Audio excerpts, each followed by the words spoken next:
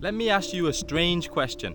If someone wanted to control the most powerful, most intelligent species on the planet, humans, how would they do it? You can't do it with brute force. There are billions of people, millions of opinions, and thousands of cultures. History has shown us that when people feel oppressed, they push back. So if someone wanted control, real control, they would have to think smarter than that. They wouldn't try to control people's bodies. They would try to control how people think. And once you look at the world through that lens, you begin to notice patterns. Let's try a thought experiment. If someone wanted to control human behaviour on a massive scale, what would they actually do? Humans are naturally curious. Kids question everything. They explore the world. They try to understand how things work. And that curiosity is powerful. But imagine slowly teaching people that certain parts of themselves are unacceptable. If they think differently, something must be wrong. If they behave differently, that's strange. And if they question authorities, that's disrespectful. Over time, people begin policing themselves. And they ask a simple question. Is this normal? When a society becomes obsessed with normality, individuality disappears. Once people stop trusting their own instincts, they begin looking outward for guidance. And whoever controls that guidance suddenly become very powerful. But here's where the idea gets more interesting, because controlling how people think usually starts when they're young. If you want to shape the thinking of an entire population, you start during childhood. You'd create a system that children would attend for most of their early life.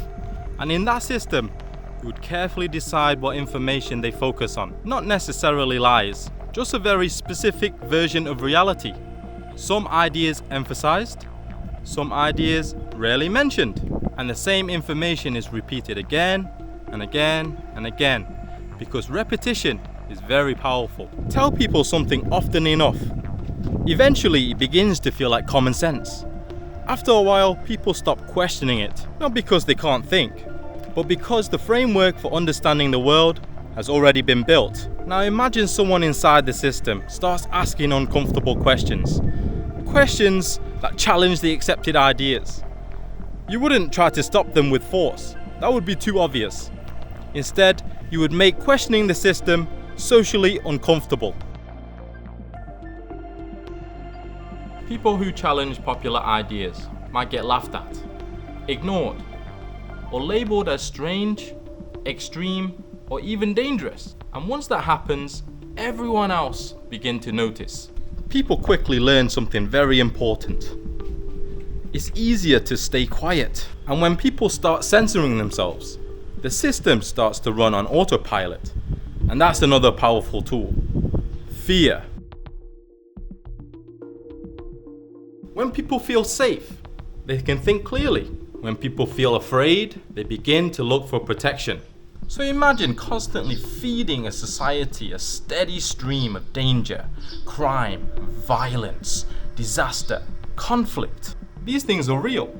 They happen. But if they dominate the information people consume every day, it slowly reshapes how people see the world. Neighbors become strangers, and strangers become potential threats. When people fear each other, they rarely unite. But controlling people isn't just about fear, it's also about distraction. Convince people that their existence is completely random, that life is simply an accident of biology. Whether that idea is true or not, that isn't the point. The point is the psychological effect. Because when people believe that life has no larger meaning, they stop searching for deeper answers. Instead, they fill the void with distractions, endless entertainment, endless scrolling, endless noise. And a distracted population is far easier to influence than a population asking difficult questions. But there's another psychological trick that might even be more powerful. Comparison. Flood societies with images of perfect bodies, perfect lifestyle, perfect success, and people constantly feel like they're falling short, they become much easier to influence. Because insecurities drive consumption, insecurity drives competition, and insecurities keep people chasing approval, always trying to become something better, but never quite feeling satisfied. And this leads to something even more powerful. Imagine creating a platform where people are ranked, not by wisdom, not by kindness, but by numbers, followers, views, likes. Attention becomes a form of currency. And people begin to change their behaviour to earn more of it. They perform for the algorithm, they seek validation, and they build identities around digital approval. The strange part is, nobody forces them to participate. They do it voluntarily. So here's where things become even more interesting. But once people start competing for attention, another strategy becomes incredibly effective. Create endless categories: political teams, cultural teams, identity teams, and encourage everyone to pick a side. When people are too busy arguing with each other, they rarely pay attention to anything else. Division keeps society emotionally charged. And once people see every issue as a battle between us and them, cooperation becomes almost impossible. But even that isn't enough. There's an even simpler way to keep a population under control. Make survival slightly harder every year.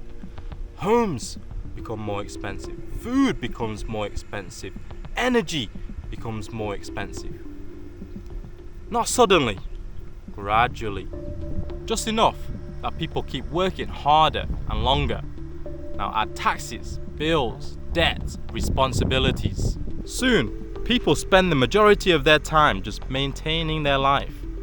Working, paying, repeating. And when people are focused on survival, they rarely have time for questioning the larger systems. But the pressure doesn't stop there, because exhaustion is one of the most powerful forms of control. Long work hours, endless notifications, and constant digital stimulation.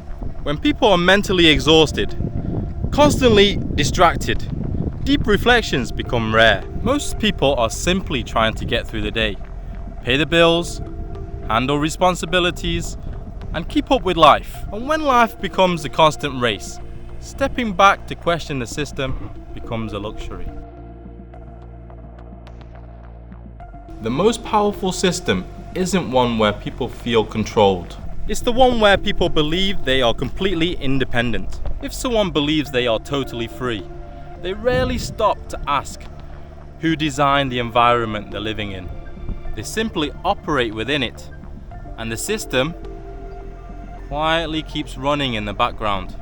Now, to be clear, this isn't proof that some secret group is controlling the world. It's just a thought experiment, but it raises an interesting question. Throughout history, the most powerful systems weren't built on force. It was built on beliefs, ideas, and stories about how the world works. Because once people begin to believe a certain story about themselves and society, this story begins shaping their behavior. The most powerful form of control isn't forcing people to obey. It's creating a world where people believe they chose it themselves. And if that's true, the real question isn't who controls the system. The real question is how much of your life is actually your own decision, and how much of it was designed for you.